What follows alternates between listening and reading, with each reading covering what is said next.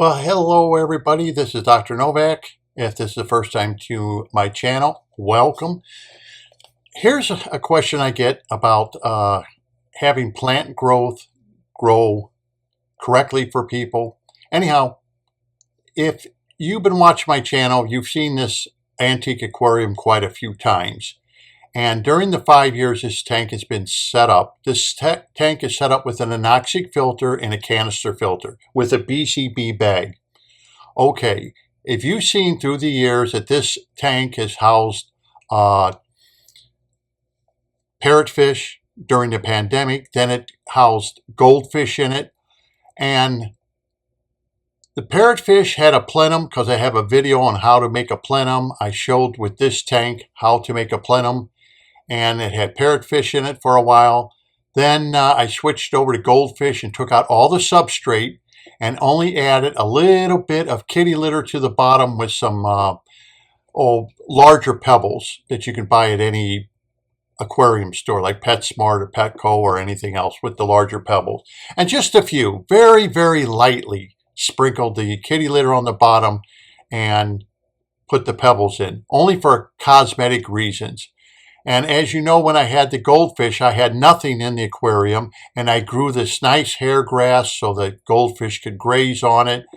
And all this with nothing but a BCB bag in a 20-gallon tank with no undergravel filters, no substrate, and everything stayed clean. Goldfish are healthy. They're still alive today in the Lanai Aquarium, the breeder aquarium. So now we're to this point, and after years of growing, the moss that is in the aquarium, that is the flame moss, well, after so many years of growing flame moss, it finally had to be cleaned out. And of course, this is what you're looking at. Of course, the picture I'm showing here is the left side of the aquarium, looking at the aquarium, and back there is a planted pot with crypt in it. Now, after I cleared out and threw away a lot of the flame moss, because I have no one to give it to or anything, so I threw it away. I kept a little bit, and some of it, as you could see, was still entangled in the roots from the hydrophilia there that was supposed to die years ago, but never did die. But anyway, it's not even in a substrate. So I have crypts and hydrophilia, and I have the flame moss. So I threw a lot of it away, and I noticed one of the crypts that are in a clay pot, through an experiment I was doing, it wasn't doing that well. And the reason it wasn't, it didn't get any light because the flame moss basically covered it. So I uncovered it, and on the right side of the aquarium, and here you could see a photo of it taken back from the left side. And as you can see, you could barely even see any of the crypt. Not the crypt, but yeah, you can barely see any of the crypt, but as you can see, there's not a lot of stones or anything, and I really had to clean it out. So I kept just a little bit of it, and then in the center, you'll see some green there in the center by the skimmer, and that's a piece I got from the 90-gallon, a little piece I put back in there. So here it is, the 23rd of May, and cleaning out the aquarium after years of being neglected with flame moss growing like crazy. And you can see a little bit of that green, and look at the stones. You also can see at the bottom that the hydrophilia is starting to regrow again, just like when I bought the seeds. It starts out looking like baby's tear, and then it grows up into these big, long, stringy plants. And it doesn't seem to go away. So now if you can see right here, see that? You can barely even see the crypt. You can see a lot of brown because you got to remember, light wasn't getting through any of the flame moss. It just wasn't. And it got so thick. You'll be able to see the crypt still on that side. And as we wander over to that side of the aquarium, now we're on the right side of the aquarium here. And as you can see there, the crypt in that pot, which wasn't being covered as badly as the left side right there, it's growing pretty good. It's going good, okay? I wouldn't say as great as I would want it, but it was being covered.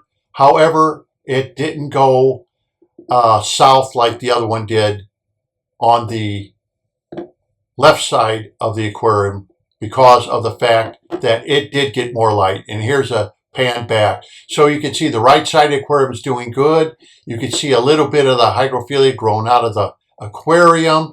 And this is all right after I cleaned it.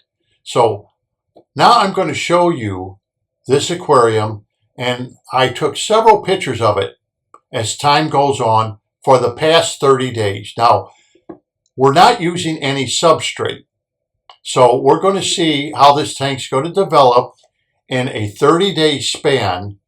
And what I'm going to do with this is I'm going to only add iron. That's it. I'm going to add nothing but iron. So as you can see, I use this hypodermic. You can buy these off of like things that you add to your turkey. It's like a baster. You inject your turkey with it so you get a free syringe here. And of course, I'm using liquid iron that you can buy off of Amazon or anything. C-Chem sells it. But anyhow, I would fill up that at least halfway full of iron. So we're only talking 4 weeks.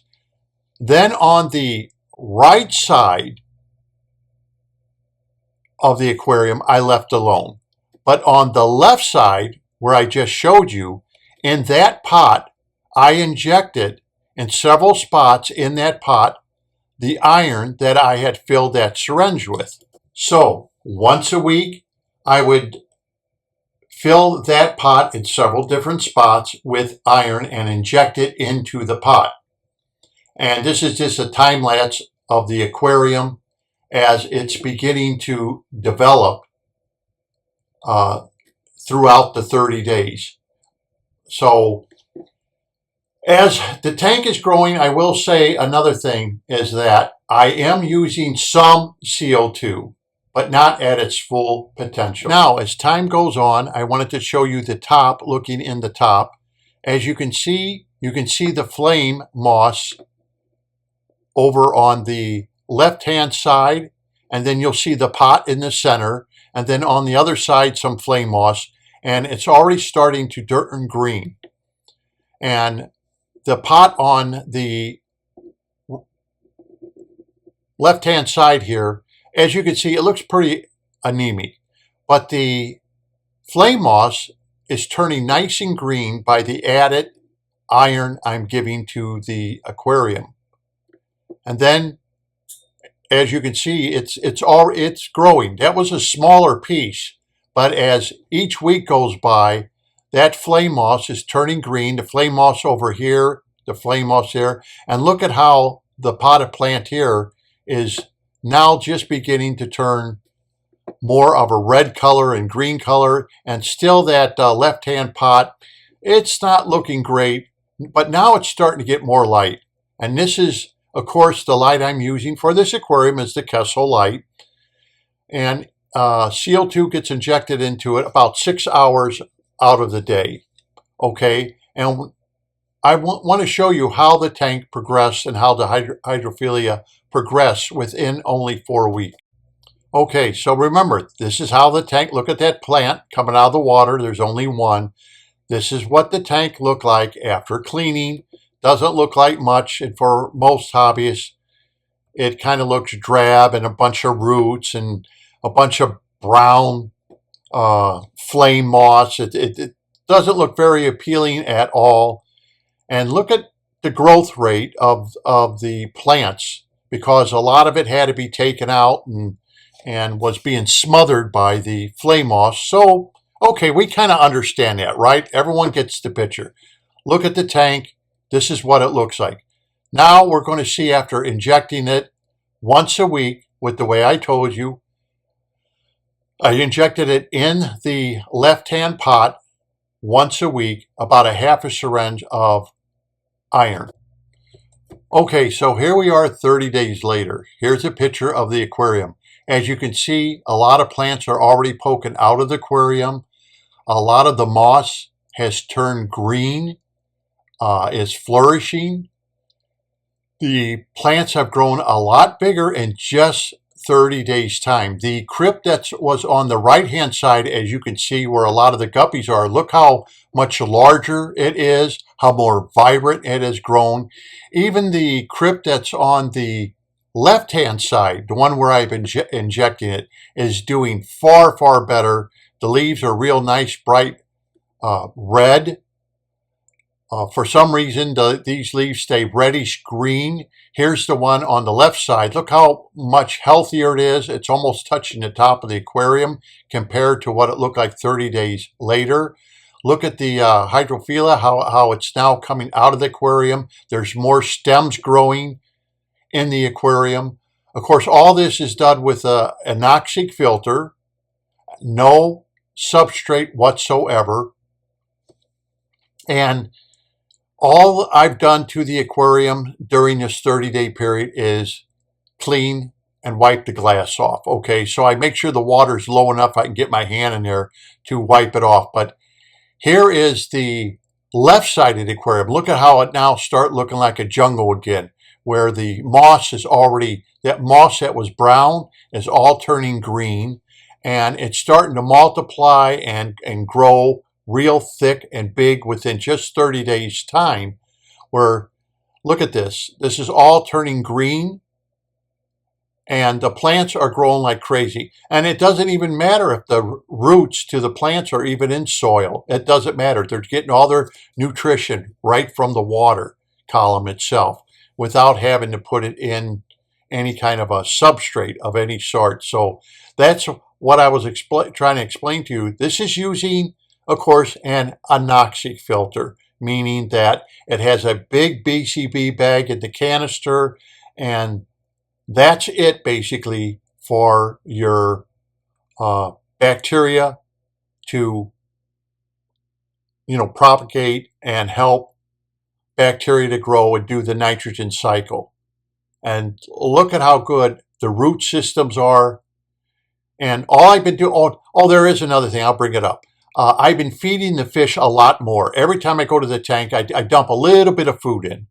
And it seems to help the guppies not jump out of the tank. Before, some of them were jumping out. Now they seem to be a little calmer, if you want to call it guppy calmer.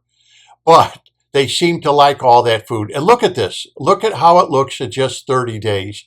Compare it to the photograph 30 days ago, what it looked like.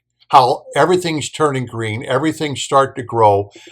And I'm guaranteed that in 6 months from now, this tank is going to once again look like a jungle tank. Some of these plants are growing out of the tank over a foot tall on both sides of the tank. The crypt is doing great.